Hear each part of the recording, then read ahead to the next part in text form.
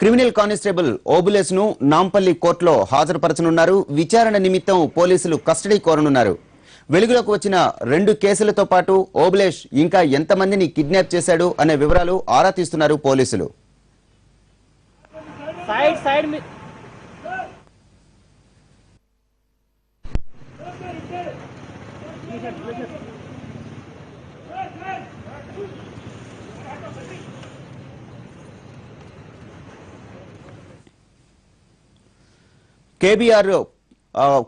KBR park దగ్గర కాల్పుల ఘటనతో ఒక్కసారిగా కలకలం రేగింది.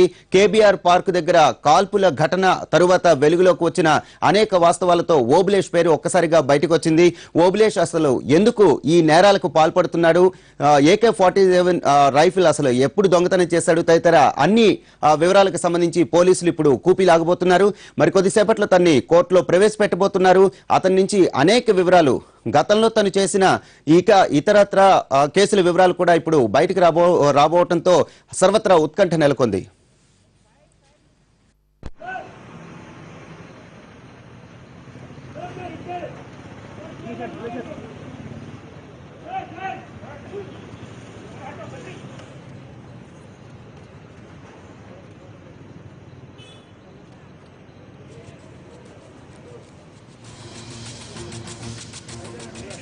ఆ వెహికల్ వచ్చానే